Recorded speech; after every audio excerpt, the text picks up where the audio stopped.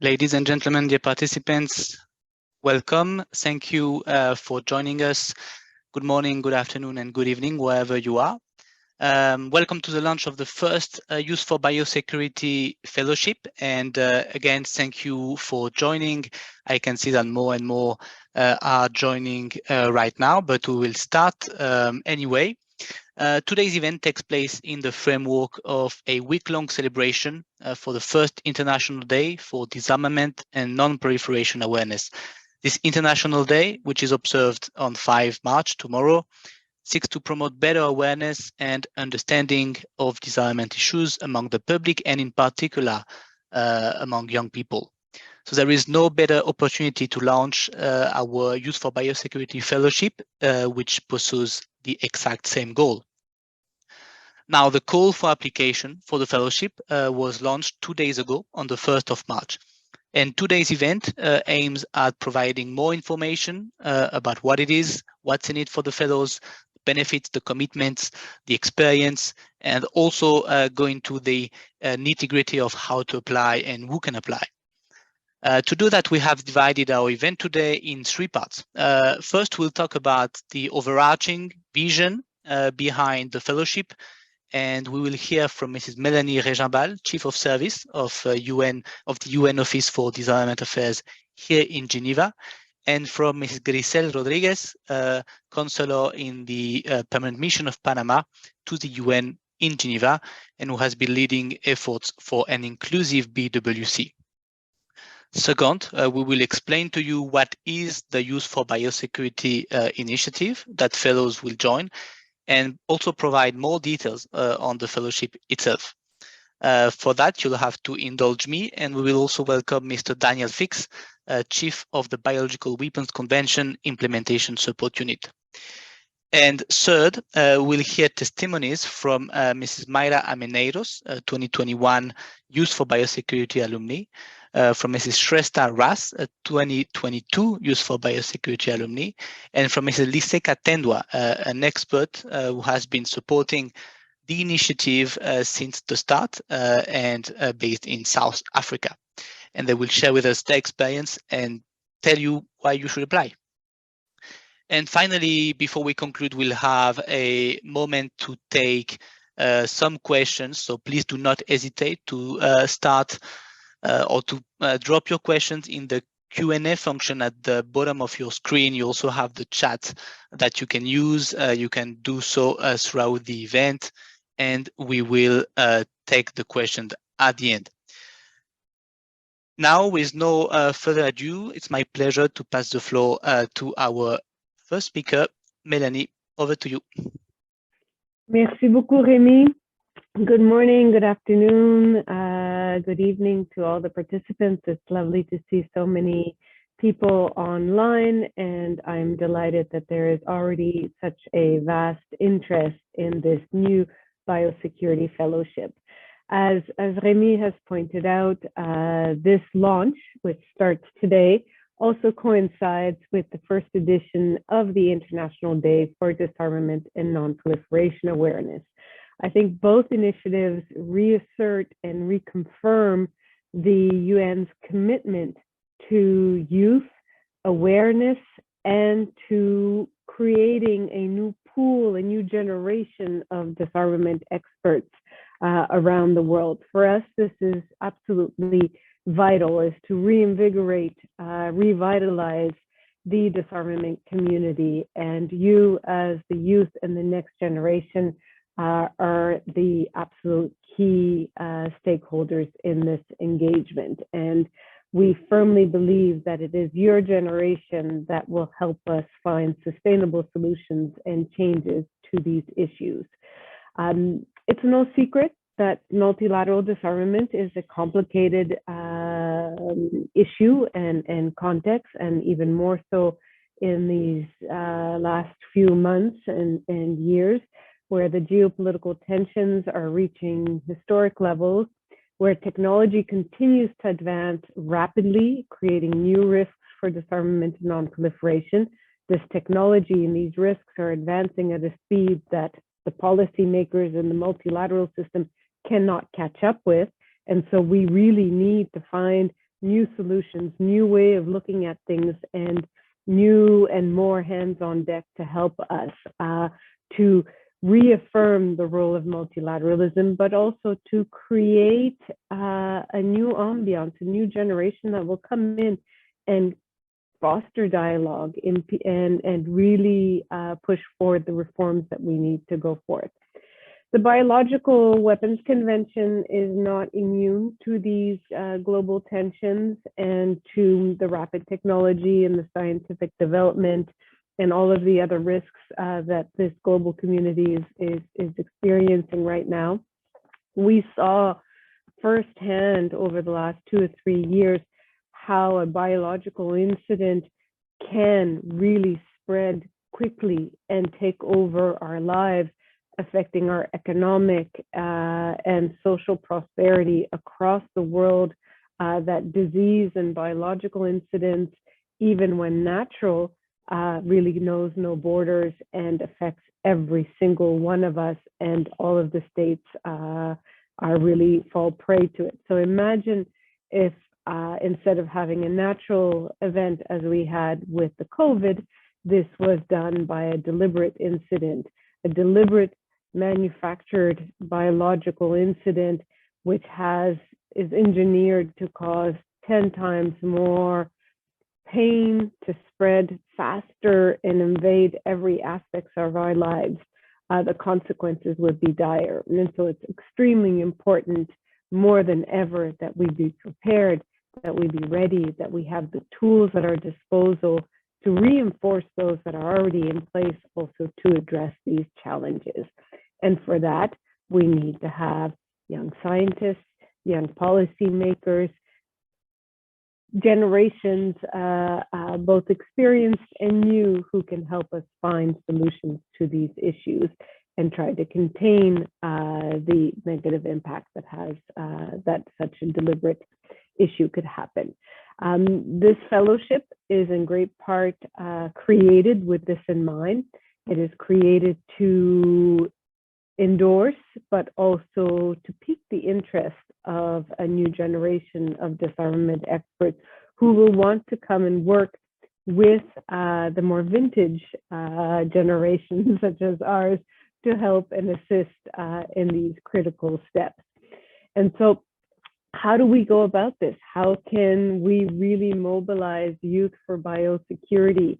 How do we engage? And so we thought, well, creating a fellowship could be one of the steps to do this. And we hope that this is something that will generate sufficient interest. It builds on past initiatives that we've had, and you'll hear from some of our alumni. But this fellowship is really the first time that we will be launching such an extensive program. And we hope that you will want to apply, be interested in working with us and collaborating with us. You'll have the opportunity to not only touch on a whole gamut of issues related to biosecurity from the different perspectives, whether it's policy, whether it's science and tech, but also to come and see us in action here in Geneva, see how we work and how it comes together, how states put forth their multilateral efforts and how and what impact this can have. And so we really, really encourage you to join.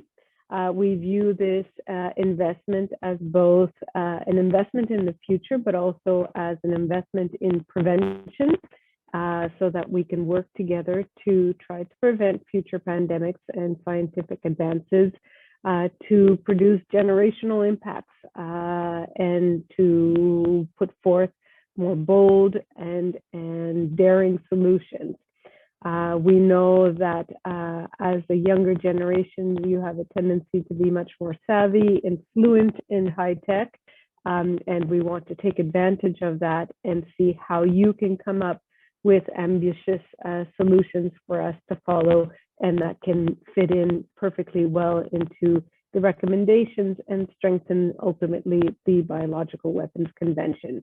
We at the Office of the Disarmament Affairs are the guardians of many of these conventions, including the Biological Weapons Convention, where we work with the Implementation Support Unit to help states in their implementation and go forth. There's a series of new initiatives that are being put forth by states every day.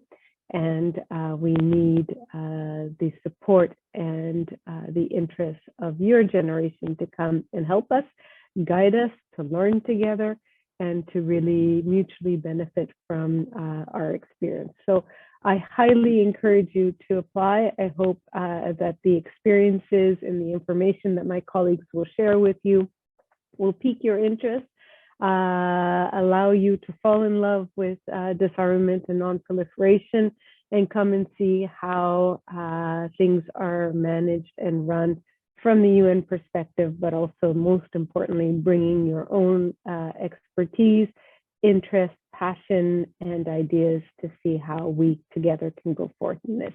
So please sign up, join us, and we look forward to welcoming you here in Geneva and across the initiatives that we will have, both in the virtual world, but also here in our offices.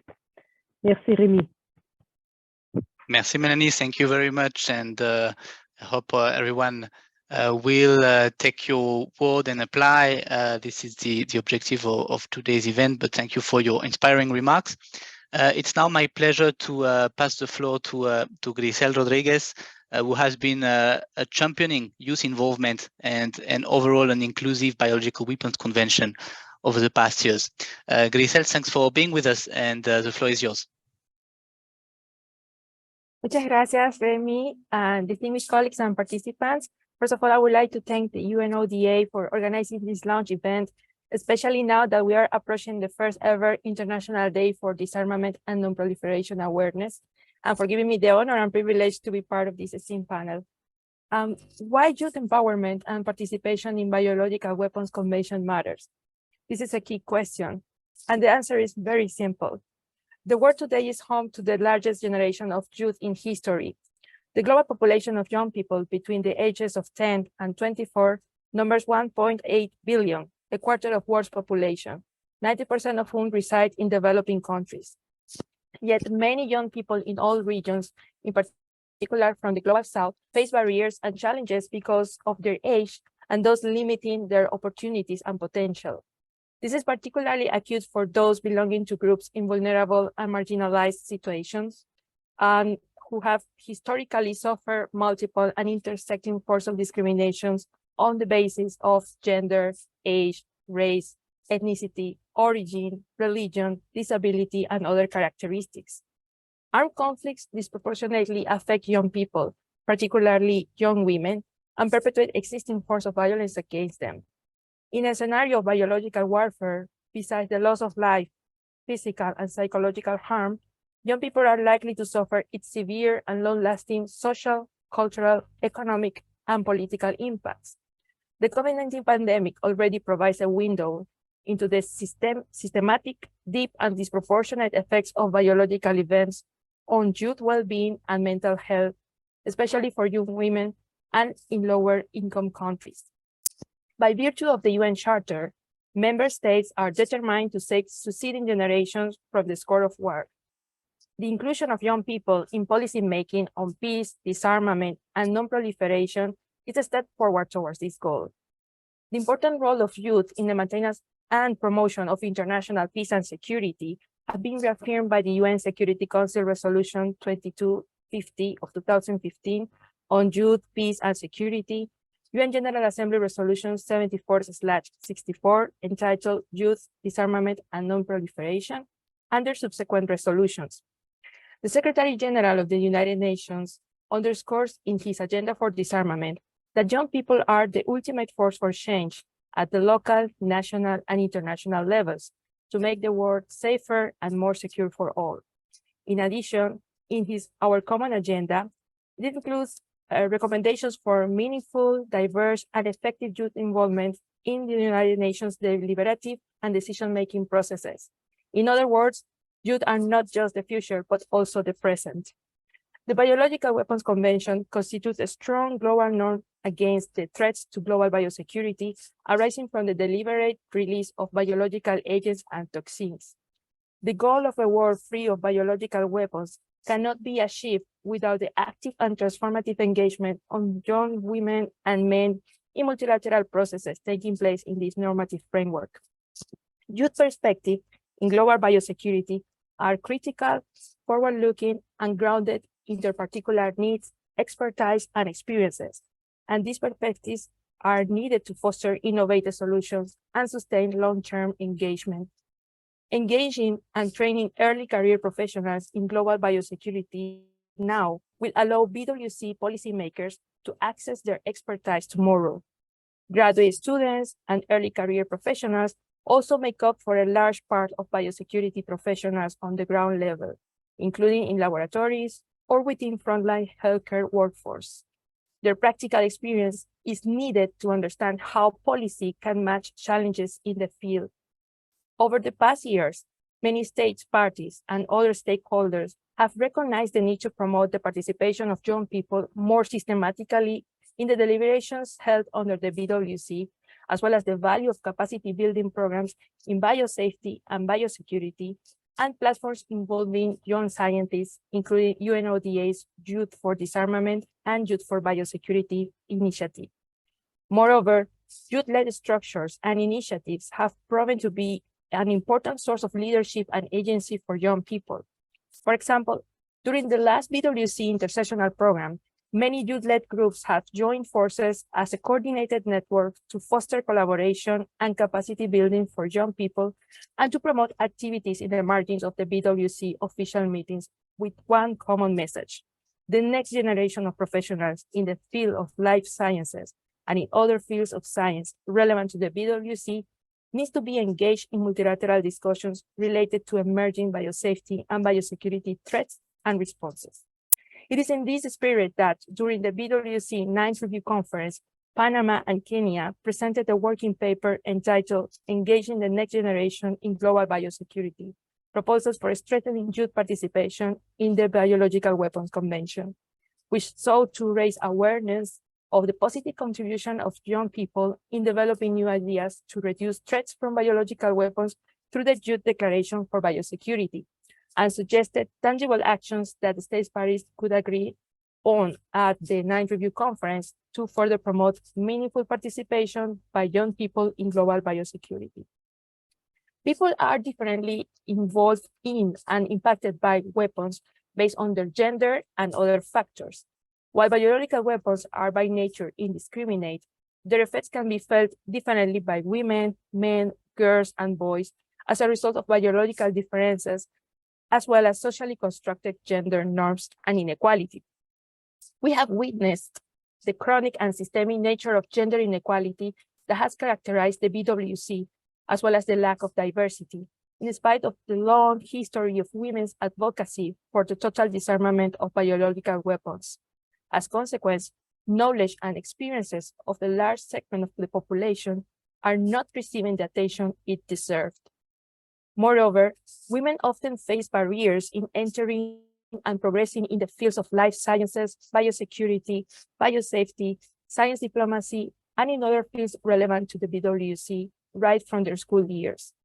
The lack of gender perspective and analysis risks perpetuating existing biases and harmful gender stereotypes in scientific research and in innovations in science and technology. Since 2019, there has been an increased attention to gender considerations within the BWC. There is a growing understanding that incorporating gender perspectives, the voices, knowledge of women in the BWC is essential, including through their full and meaningful participation, representation, and leadership, as well as the need to promote more research on potential sex-specific effects and gender impacts of biological weapons. For this reason, during the past 2 years, Panama submitted a working paper entitled Enhancing Gender Equality and Women's Empowerment as an integral part of the institutional strengthening of the Biological Weapons Convention, which presented in a non-exhaustive manner some practical proposals to enhance gender equality, as well as full and meaningful participation of men and women in all BWC-related activities, and also stressed the importance of addressing the differentiated impacts of biological agents among women, men, girls, and boys. We will continue to promote these initiatives as we are convinced that mainstreaming the gender and intersectional approach in our work, including youth perspective, would ensure that BWC operates in the most effective, efficient, and inclusive way possible. Capacity building initiatives such as the Youth for Biosecurity Fellowship play a key role to ensure equal opportunities for young women and men and to stimulate their interest in science, technology, and diplomacy. All of this is consistent with our collective efforts in promoting inclusivity, gender equality, diversity, and intergenerational equity within the UN in order to leave no one behind. To conclude, I would like to echo Melanie's call. I will also strongly encourage you to apply for this opportunity and to take advantage of all the knowledge, network, and tools that will be at your disposal during and after the fellowship. All of you have a crucial role to play in building bridges between science and diplomacy and creating a more prosperous, equitable, and resilient world. Thank you for your attention. Thank you very much, Grisel, for those words. And the selected fellows will surely see you in August during the in-person visit in Geneva. Thank you very much, Grisel and Melanie. Now let's go to the second part of our event today, and we'd like to tell you a bit more about specifically what the Youth for Biosecurity is and what the fellowship is as well. So to continue, I'm pleased to welcome Mr. Daniel Fix, the Chief of the BWC Implementation Support Unit, who will tell you more about the Youth for Biosecurity initiative as soon as I can share my screen for him to start. Thanks, Remy. While you're doing that, I'll just say good morning, afternoon, evening to everyone as well. It's very good to have you all here. Thank you very much for joining us for the launch event of the Youth for Biosecurity Fellowship. I'd just like to also echo the words that Melanie and Grisel have both said already as well, in terms of why we're doing this and why it's very great from our side to have so many of you here online today taking an interest of this, and certainly echo what they both said about encouraging you all to apply for the fellowship as well. So I see, thanks Remy, I see the slides are there. So I'll just quickly run through a few slides here just to give you a bit of a background on the fellowship program, and also where it comes from, what its inspiration really is as well. So Remy, yep, thank you for that. So yeah, just in terms of history of the initiative, first of all, as you can see from this, we should at the outset here express our appreciation to the European Union, which has been the kind of supporter, the financial supporter of this fellowship and the preceding activities from the very beginning. As you can see, that very beginning for this particular program was back in 2019. We had the first Youth for Biosecurity workshop here in Switzerland. That was because it was in 2019, that was able to be an in-person workshop. Unfortunately, for the next couple of years, and obviously because of the COVID-19 pandemic, the activities had to move online. So you can see in 2021, we had the second online workshop. Although we had to do everything online, obviously because of the travel restrictions that were in place at the time, it also enabled us to do more. We were able to involve more people in the fellowship program. We were able to do more activities, and we really didn't notice much of a negative impact, to be honest. It was obviously good if we could have brought people here to Geneva and interacted face to face, but the online element really meant that we could increase the diversity, increase the range of activities that we were able to offer as well. And so we've basically carried that forwards into the other activities as well. And as you will see later, we have a kind of a blended approach from now onwards, in that we obviously do envisage bringing people that apply successfully here to Geneva, as Remy mentioned, in August, but we also have a lot of online and hybrid elements to the program as well.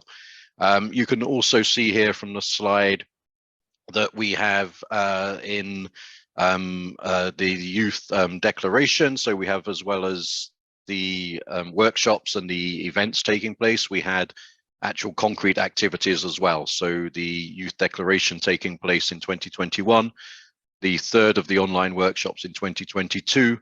And then again, in terms of concrete outputs, concrete kind of impacts that previous fellows have had, in December of last year, we had the youth representatives making recommendations directly to the diplomats who were involved in the 9th Review Conference of the BWC, which is the big 5-yearly meeting at which BWC decisions and strategies are set for the coming 5 years as well. So as well as the opportunities to get together, to work together, to listen to each other and to experts, you have the opportunity to actually have concrete impact and concrete inputs into BWC meetings here in Geneva as well. Remy, if you can move to the next slide, please. Thanks. And also you have, as well as those opportunities that I just mentioned, you have the opportunity to become part of a network. The Youth for Biosecurity network itself. You will connect with the people in your cohort. So for 2023, you will connect with each other, you will discuss, you will work together, you will collaborate together. As we mentioned, you will actually come here to Geneva, you will meet physically together as well. But you'll also be part of other networks as well. The Youth for Biosecurity network is a network of networks, basically. And we have been working with a large number of partner organizations. You can see those listed at the bottom of this slide here. And we've been working with them in terms of particular activities, particular events as well, and really to kind of amplify the activities that we have been able to do ourselves through the Office for Disarmament Affairs here in Geneva, with the support from the European Union. These partner organizations actually allow us to amplify, to reinforce the activities that we're doing, to bring in additional experts, you know, to put on additional activities and to spread the message of the importance of youth engagement even further than we're able to do through the Youth for Biosecurity initiative itself as well. As you can see so far, this is a network of 80 young scientists from 35 countries in the Global South.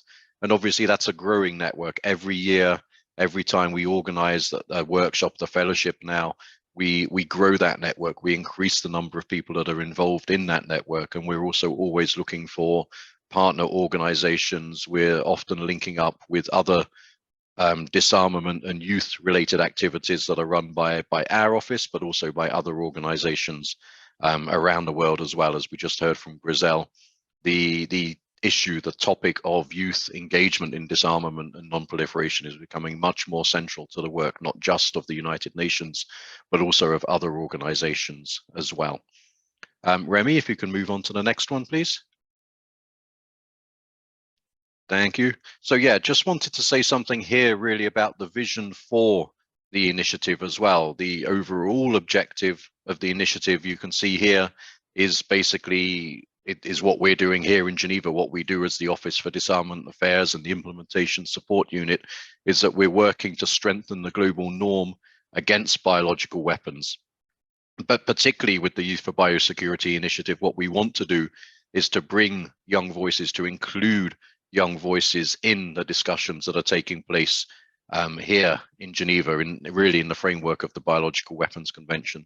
The official meetings of that, we really want to bring youth voices, youth representation into those meetings as well. And again, this is part of an overall push within the United Nations and within the Office for Disarmament Affairs to have youth voices be much more present in the meetings across the board, whether it's biological weapons or nuclear weapons or small arms and light weapons.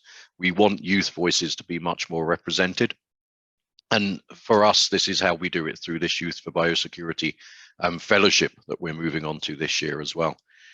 Remy, I think if you press a couple of buttons, we have more things arriving here as well. I think both Melanie and Grizel have already addressed some of these things as well, that we're trying to address through this initiative, certain gaps that we see as existing, this generational gap. So we are trying to bring in the next generation. But again, not only talking about the next generation, we want to work with the current generation. As Grizel said, this isn't just about the future, this is also about the present. So we're trying to bridge that gap, trying to bring people together. The same when it comes to science and diplomacy, and I think Grizel mentioned this as well. You know, the BWC, the Biological Weapons Convention, at the end of the day is about science. It's about biology. All of its articles are kind of underpinned by science and technology. But it's also an international treaty. So it's run and it's often discussed by diplomats. So we want to bring those two worlds together as well, the world of science and the world of diplomacy. Other gaps there as well, disarmament. As I mentioned, the BWC is very much a disarmament convention. It bans an entire category of weapons of mass destruction, but it also relates very closely to global health security. We've seen the importance of that whole issue area over the last couple of years with the COVID-19 pandemic. But again, it's about how we bring those two areas together. Weapons of mass destruction, global health security can often seem quite distinct fields, but again, there are very many synergies that we need to be aware of and to build upon. And then again, and relating back to what I said about science and diplomacy, there's the importance of bringing back individuals. At the end of the day, we may be talking about institutions, we may be talking about treaties, but all of these things are nothing without individuals. And again, scientists, policymakers, diplomats, all of those people need to be involved and engaged in these frameworks of the convention and other rules and regulations that are out there as well. So this is also about bridging that gap between individuals, between scientists and policymakers as well. So we're looking at various generational opportunity, science policy and geographical gaps, which we hope that this fellowship program will be able to bridge as well. Remy, if you can move on to the next one, please. Thanks very much. And then we also want to talk about the impact, the actual impact that this initiative has had in the past. We want this to be ambitious. We also want it to be realistic, obviously, but we have seen, I think, with the last couple of years in particular, even with the limitations that were imposed upon us by the COVID-19 pandemic and the inability most of the time for people to actually gather together physically and to travel, we have seen that through this Youth for Biosecurity program, we have actually, and the people involved in it have actually been able to have a real impact. Back in 2021, as I mentioned already, there was the Youth Declaration for Biosecurity. And that's a living document, I should say, as well. That's not something that just existed then. It's still there. It's still available. You can still kind of append your signature to that youth declaration as well, if you see fit. And then also, as I mentioned last year with the review conference, this was the big 5-yearly major strategic BWC meeting that took place last November and December. Youth representatives worked together before that meeting on a series of recommendations, which were actually presented to the states parties, to the diplomats at that meeting. During that meeting, we also organized various meetings and side events on the margins of the review conference itself as well.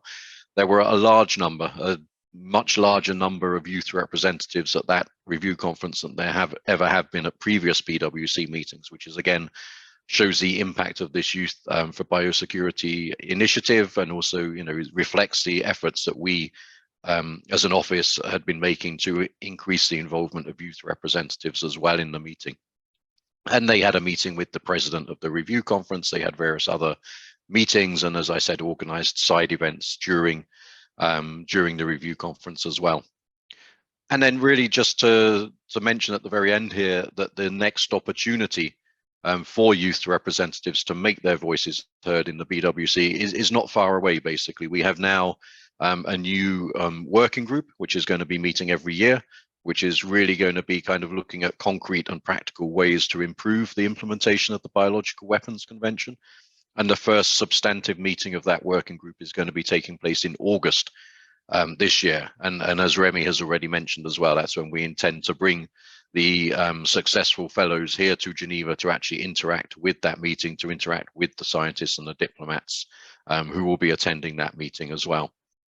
So yeah, we'll be, as I said, organizing that. You'll be getting much more information about the working group and about the possibilities in the coming slides, I think. Remy, do I stop there and I hand back to you, I think? Indeed. Thank you, Daniel, very much. Thank you. Thanks, Remy. And you gave me the perfect transition, mentioning the working group and the visit in Geneva. So let's talk now about specifically the fellowship. What's in it? What is the process? What you will benefit from? What will need to be your commitment as well as a prospective fellow, and how to apply. So all that I will mention now is on the website. So the link was posted by my colleague Alex already. I saw some of you asking for it in the chat. Thanks, Alex, for that. I also encourage you to follow our Twitter account. We post regular updates and reminders there with links, useful links, and reminders on deadlines as well. So feel free to subscribe there for more information. Now the objective is to clarify some information on that are already on the website, and also provide you a bit more information on what the program is going to be. So first, I'd like to bring your attention on the time frame of the fellowship. So we have started, of course, the launch for application 2 days ago on 1st of March. It will remain open until the 29th of March. So you have approximately a month to apply. And then the month of April will be dedicated to the selection by UNODA and an international panel. Will take approximately 3 weeks to select the fellows. So we will be in touch with the selected candidates at the end of the month of April, the last week of April. We'll notify the selected candidates who will have then a week to confirm interest and availability. So this is just for you to be aware a little bit of when you need to monitor your emails, basically. And the fellowship then will be structured in 2 parts. I think that is already clear from what we've been mentioning until now. We have a first online part, which will run from 24th of May to 28th of June. It's the Biosecurity Diplomacy Workshop. So as Daniel mentioned, we experienced this workshop over the past 2 years. It worked well. It grew the network. It grew the community. We were able to bring more partners, more experts from more diverse places and institutions into this workshop. So we'll continue doing that. It's very much a pre-conference training to give you the information you need to take action and make your voice heard during the multilateral meeting in August. And that's the second part, as you can see on the screen, from 7th to 11th August. This is the first week of the working group to strengthen the Biological Weapon Convention. And this is when we will bring the fellows to Geneva to, among other things, attend this working group. As you can see, the months of June and July will be dedicated to the logistical preparation for the field visit. So that include the travel and the daily subsistence allowance, because the visit included in the fellowship covers the travel expense and the expenses while you are in Geneva from 7th to 11th of August. And this, of course, requires us to take a certain time ahead for preparations. We have 2 landmarks marking the beginning and the end of the fellowship. So as we've been mentioning already, we start this week. We launched the fellowship on the occasion of the International Day for Disarmament and Non-Proliferation Awareness. And we will be closing the fellowship just on 11th of August, really, which is a day before the International Youth Day. And we will, all together with the selected fellows, organize an event on the 11th of August in the margin of the working group to celebrate this day. So today is a launch event, and we'll have a parallel at the end to celebrate the International Youth Day. Just a quick mention to our supporters here as well. Daniel already mentioned the continued support from the European Union. We are still working with the European Union in this project, but we also welcome a new partner, the Global Health Security Fund.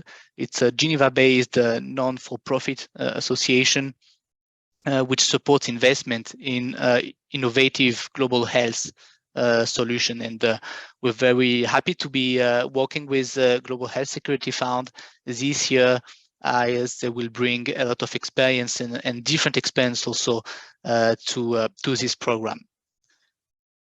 So going now into the very details of the application process. And all of this, again, is on the website, but we do have a lot of questions about this. So I just want to go quickly through the different eligibility criteria and offer a bit more clarification. So there are 4 eligibility criteria to apply to the fellowship. The first one is an age criteria. You need to be under the age of 40. This is our definition of use for this fellowship. If you are celebrating your birthday during the fellowship, you can still apply, but you need to be under 40 at the time of application. The second criteria is a geographical criteria. So this program, this fellowship, is for Global South nationals. And what we understand by Global South are citizens from low or middle income BWC state parties. We take as a reference a list established by the Organization for Economic Cooperation and Development. The link for this list is on our website. I will also post it in the chat in a moment. Please make sure before you apply that your country is on that list. This is the list we will take to make sure you're eligible to the program. The third criteria is an academic criteria. You need to have an advanced degree in the life science or a related discipline from a recognized university or institution. Now, just 2 points of clarification. When we say advanced degree, it might be a bit confusing, but if you have or you are undertaking an undergraduate degree, please feel free to apply. We do want to have a group representing different age or sub-age groups. So we're very much interested as well in receiving applications from undergraduate students if you, of course, have experience, interest in biosecurity, biosafety, and related areas. A second point of clarification is that we also can consider applicants with a degree in another area, such as a social science. The fellowship does focus on science and technology development related to the convention, on science diplomacy, on biosecurity and biosafety. But so the young scientists are really our first target audience. But if you do have a diploma in another area with a strong interest and experience in related fields such as global health, security, disarmament, youth involvement in disarmament and global health, biosecurity, science diplomacy, please do not hesitate to apply, and we'll be happy to review your application as well. The fourth criteria is a language criteria. The fellowship will be conducted exclusively in English, so you need to be able to interact. It's a very interactive program as well. You need to be able to interact with your peers and with the experts you will be meeting, and to understand, of course, what their messages are. The resources we'll be sending as well are mostly, if not exclusively, available in English. So you also need to be able to read English comfortably. So those are the eligibility criteria that you need to check before you apply. Now, beyond those eligibility criteria, we're looking for prospective fellows with a sheer interest in, as I said, biosafety, biosecurity, youth involvement, disarmament, science diplomacy, global health security, and all related areas. You also need, as a prospective fellow, to be willing and interested to learn more about the Biological Weapons Convention and disarmament, as it is the core of our activity here. So this is also what we will be looking at when reviewing the applications, and that is a good transition to touch upon the steps to apply. So again, this is on the website. I just want to give you a quick overview of the different steps and clarify some aspects. So this is a 4 steps application process. The first step is look at the eligibility criteria and the commitment that you will need to grantee. This is quite an intensive program. It has been designed with your academic and professional schedules in mind, so it is compatible with your academic activities or your job, of course, but it will require some involvement from your part as a prospective fellow to prepare for the sessions, to attend the sessions, and of course to be in Geneva during the second week of August. It's also the responsibility of prospective fellows to obtain the relevant authorizations from their employer, from their universities, to attend this program. So please, before you apply, make sure that this is the case. The second step is to fill in the form. And in the form, of course, you can open the form and look at the questions and fill it in later. But just for your information, be ready to answer questions about your motivation as well, and to attach a curriculum vitae, a recommendation letter, and a copy of your passport. Now, a clarification about the recommendation letter. The curriculum vitae and the copy of your passport are actually requested for you to be able to submit the form. It's not the case for the recommendation letter, because we know it can take a while for fellows or for applicants to obtain the recommendation letters from their referee. So we give applicants a little bit more of time to submit this recommendation letter, and you can do so by email. The email address is on the website as well. But every applicant will need to have submitted a recommendation letter to be considered and to be eligible. The third step, you'll have nothing to do with the selection. So it's for us to go through the applications, to review them. So first, the United Nations Office for Disarmament Affairs will establish a shortlist based on eligibility criteria, geographical balance, gender balance as well. And then an international jury will select the fellows and establish the final list. The jury will be composed of experts, alumni, and partners. And I do want to insist on the fact that most of them or all of them are young people.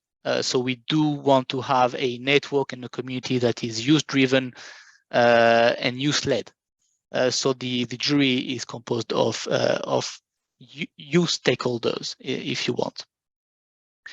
And the last step, as I was mentioning already, is the result of the selection. So we will be notifying successful candidates end of April, with then a week for them to confirm interest and availability. And all candidates will be notified of the results of their application subsequently.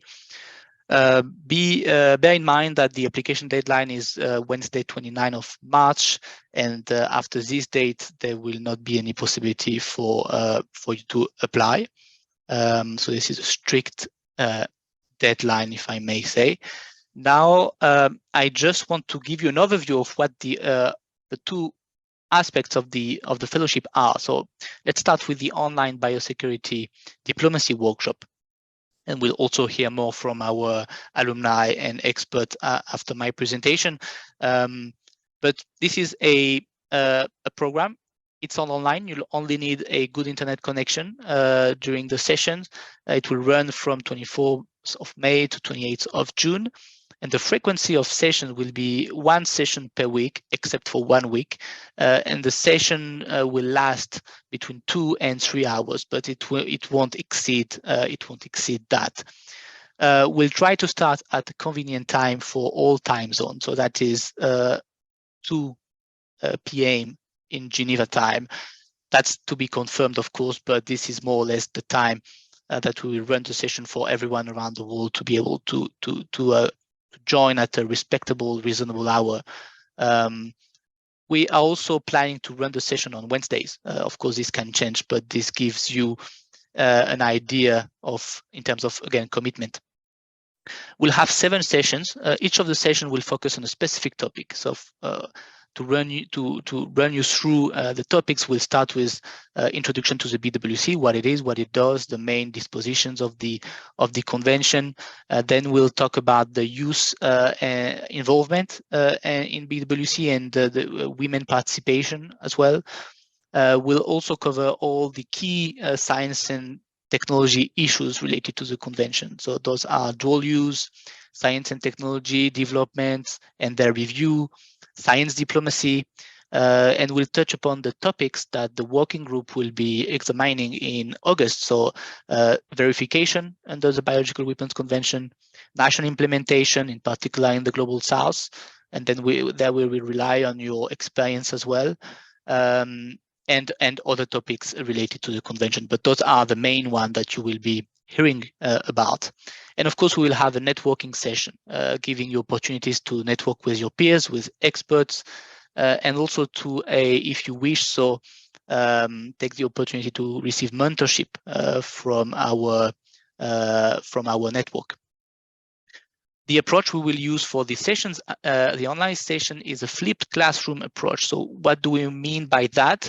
We will be sending the fellows preparatory packages standardized from a session to another for the fellows to prepare prior to the session. So the session will really be a discussion with experts, and we'll also have interactive activity, one per session. So you will need to come prepared for the session and to have made time to study the preparatory package. It won't be, again, it will be compatible with a professional academic activity, but it does require a bit of time. So each preparatory package will consist in a short video on the topic, a couple of readings, and also some practical, easy exercises to prepare for the interactive activity.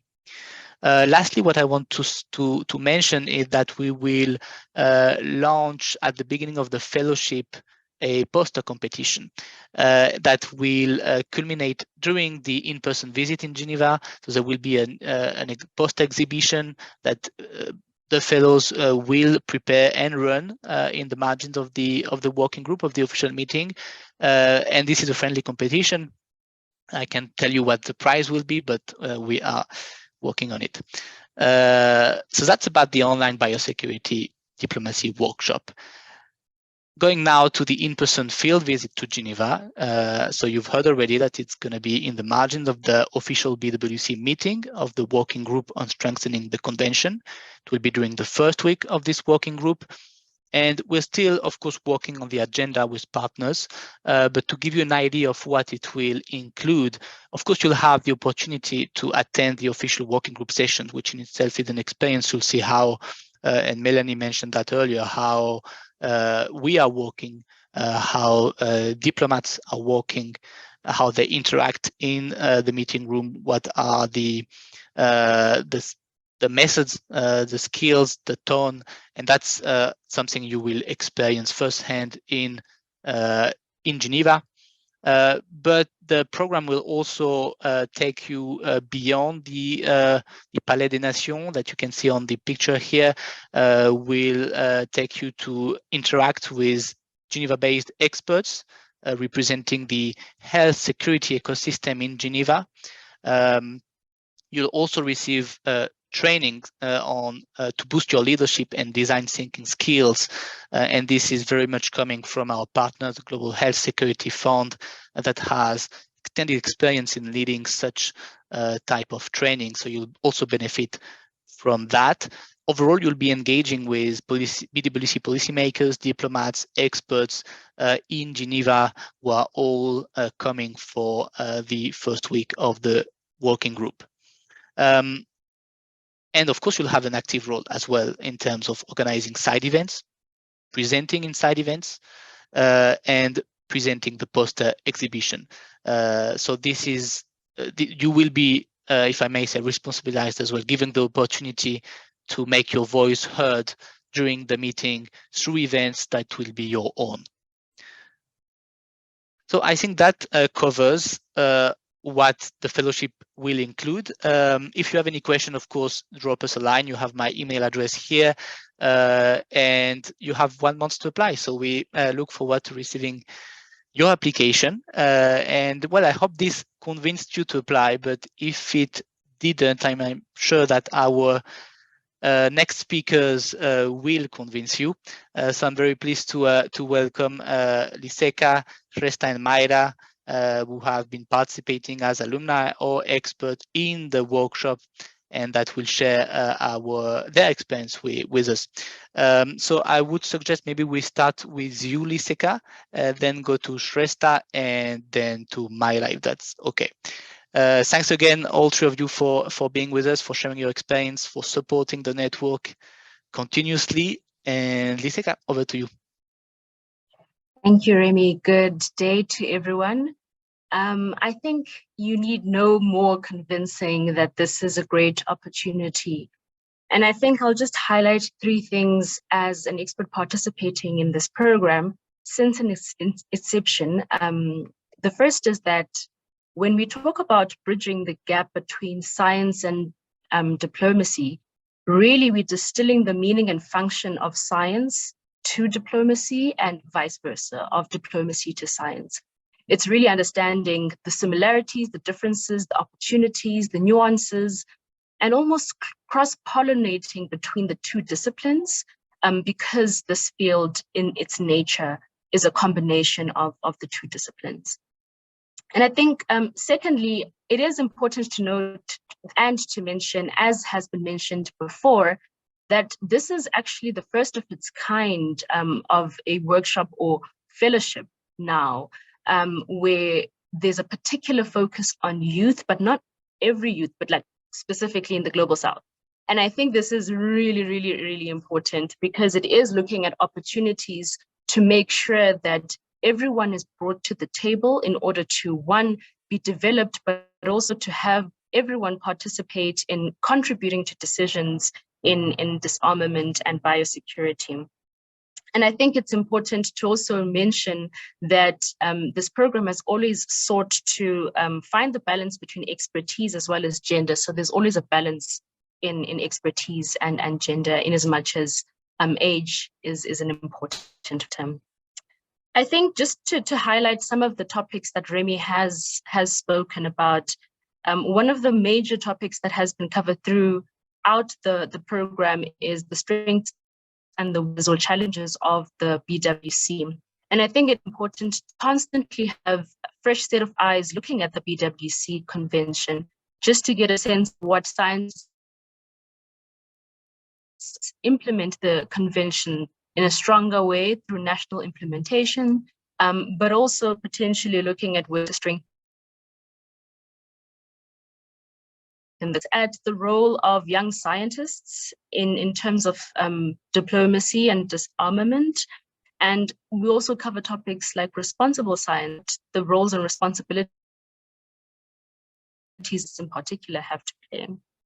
Of course, because the target audience is life scientists and generally scientists, there's lots of discussion on science, technology developments, the effects of technology developments on the BWC, disarmament, biosecurity, and health security at large.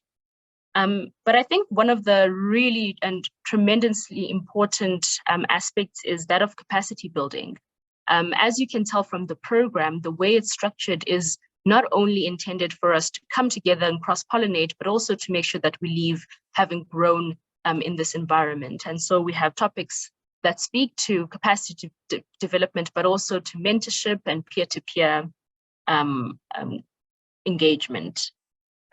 And of course, we talk about governance in a way that is relatable to scientists. So from the biosafety cabinet through to policymaking. And I think this is something that's very important, so that as scientists understand that it's more than your petri dish, it's more than your specimen in laboratory, but there's effects in the real world. And how do you, from the biosafety cabinet through to leadership at a diplomatic and global level? And I would say, as an expert participating in this program, it has been tremendously eye-opening, stimulating, and very challenging, because we're thinking about very challenging issues, but this is a safe space and a diverse space to allow for us to think of these ideas and galvanize strategies for supporting the BWC at the Global South. Thank you. Thanks a lot, Liseka. And as I said already for Grisel, I'm sure the fellows will have the opportunity to interact further with you during the fellowship itself. Shrestha, over to you. Thanks, Rami, for inviting me to share, and dear colleagues at the UN Office of Disarmament Affairs. I am pleased to be sharing this room with Grizel, Zeka, and Mara. Also very thankful to Grizel for championing the inclusion of young people in UN decision-making processes. I'll try to keep this short and not repeat some of the things that have already been touched upon. To convey how meaningful the fellowship has been for me since last year, I want to briefly introduce you to Shrestha from about a year ago. The Shrestha was a young woman, few months out of her master's program, trying to understand how can her formal training in STEM be made useful beyond the labs. She was interested in fields adjacent to science and had vaguely heard about biosecurity, and had talked to a bunch of very kind mid-career professionals who knew much more. She wasn't sure if the field of non-proliferation even needed her or her enthusiasm. After all, it's been there for so long. She also felt she probably was late to the party, or perhaps was even uninvited to the party, because from the outside, it seemed as though people who look a certain way and are from certain backgrounds and are from certain places can contribute meaningfully. Owing to all of this, she had half decided to consider other ways to channel her STEM training. The other undecided half of this Shrestha found and applied to this fellowship call on Twitter that was relatively novel compared to her usual exposure to biosecurity. It specifically was encouraging folks from Global South and people who had close to no experience early in their career. And so she did without thinking much. And now, having gone through the fellowship, I am very thankful to the Twitter scrolling Shrestha for applying. I now recognize that the fellowship is very thoughtfully structured to involve a spectrum of young people, those who are unsure and are just dipping their toes in the field of disarmament and non-proliferation, and also those who are committed to a career in this field. For those more new to this than others, it provides enough structure to guide you through important touch points in this field. It provides, and for those who are more curious, it provides a platform to be interdisciplinary, to meet other like-minded people and current experts. It provides a very good space to be ambitious while grounding your ideas in the reality of science and the international affairs, as Daniel touched upon. It was the perfect introduction to me for me to do more with my scientific background. Some sessions were my personal favorites over others, but each of them presented opportunities to get a foot in the door to this metaphorical room of disarmament and non-proliferation. I found some of my very close colleagues and mentors as a result of being in the same breakout room, and many of them are in this room here as well.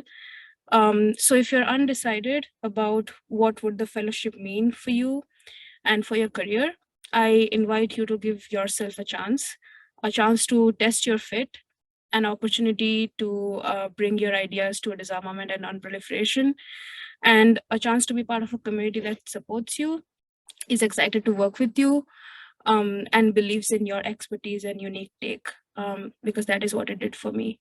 And yeah, again, I'm very thankful to be able to share this experience, and I'm very happy if people want to reach out to talk more. Yeah. Thanks a lot, Shrestha, for this. It was a great testimony, and yeah, I think you mentioned some aspect very important. We do encourage folks with limited experience to apply. This is really, as I said, the threshold, the age threshold is 40 years old, but we do want to have representative from different age groups, so and experience. So thanks a lot, Shrestha, for that. And last but not least, I'm very pleased to now give the floor to Mayra Ameneiros, who was participating in the first edition of the online workshop that we had in 2021. And Mayra has been supporting the initiative throughout, and is now helping also the initiative through our partner Global Health Security Fund, as I mentioned. So also someone that prospective fellows, selected fellows, will have the opportunity to interact with further. Maida, thanks a lot, and over to you. Thank you so much. Can you hear me well, Remy? Yeah. Yes, we can. Yeah. That's great. And can you see the slide? Yes. As well, yeah. Perfect. Let me put that here. Okay, so, well, thank you, Remy. So for this event, I was thinking what to say. When I was, doing this slide, what I wanted to transmit to the next generation that want to be part of this fellowship and that are, of course, interested in a biosecurity career, because that's why you are applying to an opportunity like this one. So I ended up doing this slide trying to put all the things that I consider that were very valuable from my point of view and my experience, and that I think it will also encourage many of you to apply if you are still thinking about it.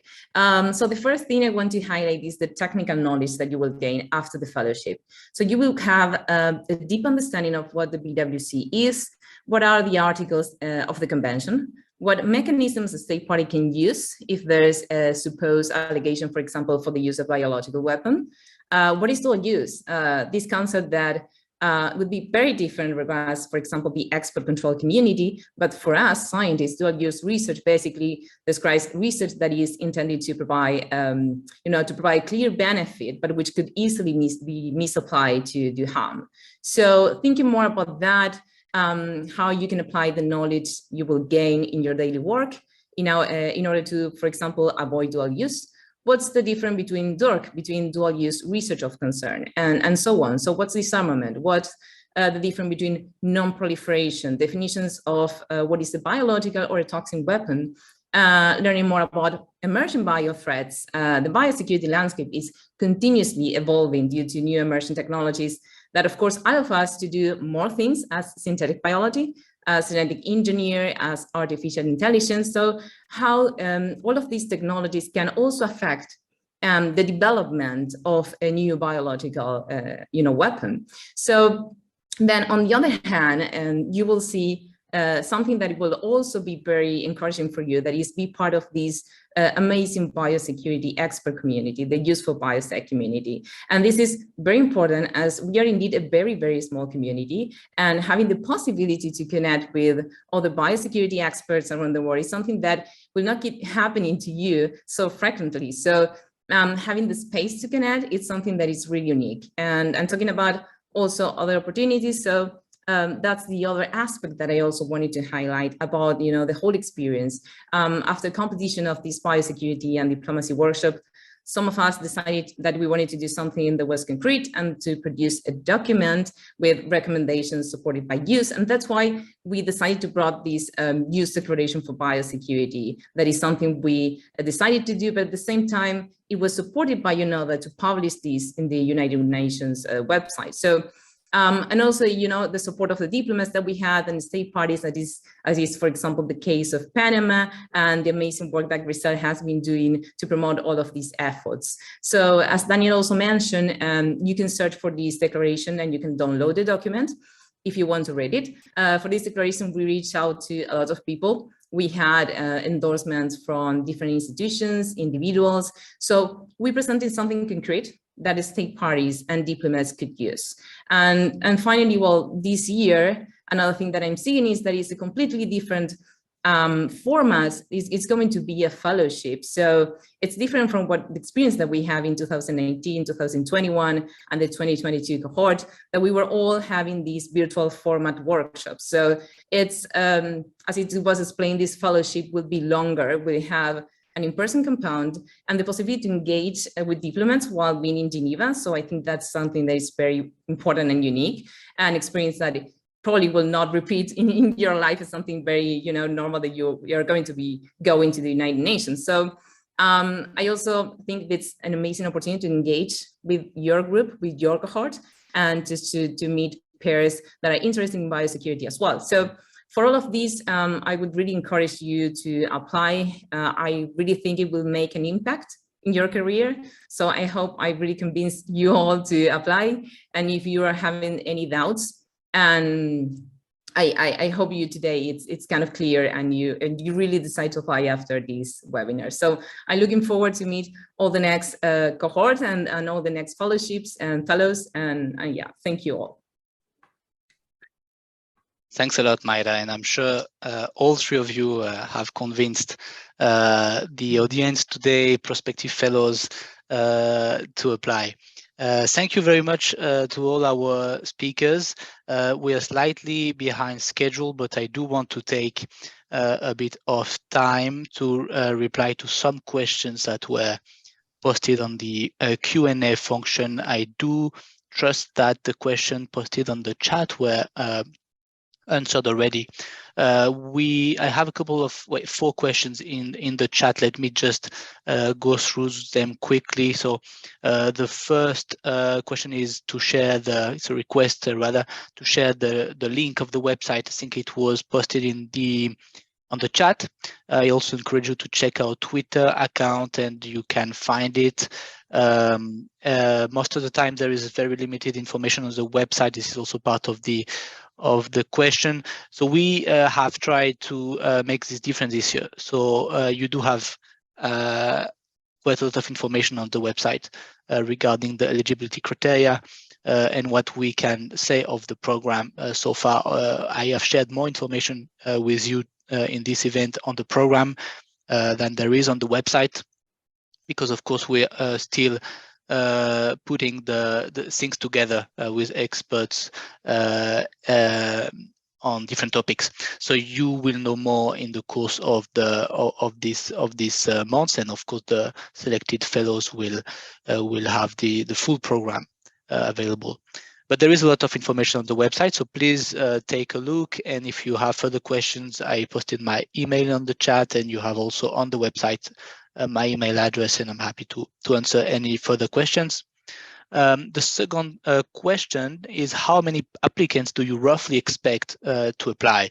It's a good question. So if we take the figures from the 2021 and 2022 biosecurity diplomacy workshop, we had between 150 and 200 applicants.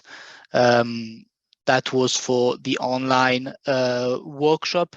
Now, as it has been mentioned by all the speakers, we are upgrading the format with an in-person part as well. So it's a fellowship with the online workshop we were doing and the in-person visit. So we do expect to receive even more interest, but the figures from last year's were between 150 and 200 applicants. Third question is, I am in the midst of a postgraduate medical degree. Am I eligible? Of course, yes, you are eligible as long as you meet the other eligibility criteria. Another question. Am I eligible to apply as a UK citizen? So no, unfortunately, the UK is not in the list of low and middle income countries that we've shared earlier, that I've mentioned earlier. So that wouldn't fit the eligibility criteria. Another question that I see now is about, so I am citizen of an eligible country, but currently stationed in Geneva. Can I still apply? Yes, you can. So we look at your nationality, your citizenship, and not necessarily your country of residence. So it has been the case for many of our previous useful biosecurity alumni to be undertaking studies in particular postgraduate studies in another country. So you are still eligible to apply. Is there an alternative citizen fellowship for UK citizens? Yes, that's a good question, and I encourage you to check out the initiatives led by the partners that we've been mentioning. In particular, Johns Hopkins Center for Health Security. They run the Emerging Leader in Biosecurity Fellowship. Yes, I think it's also the LB Fellowship you have more information on them on their website. But overall, all our partners are leading activities, fellowships, and other activities to allow young people interested in biosecurity and in synthetic biology to get involved. And a lot of our alumni have gotten involved before applying or after participating in the workshop, in our activities with our partners. So that's what Daniel was mentioning. By participating in the Youth for Biosecurity Fellowship or workshop, you also get the opportunity to meet and engage, network with those partners and their networks. So there are alternative fellowships, and I do encourage you to look at our partners, and they are all mentioned on our website as well. That's all the question I have for now, and we are behind schedule. So I do want to thank all of you for joining us today. And I do want also to thank our speakers for your wonderful presentations, remarks, testimonies. I'm looking forward to receiving the many applications and hopefully to see you as a fellow in our activities. Thank you very much, everyone, and have a good rest of the day, good evening, wherever you are. Goodbye.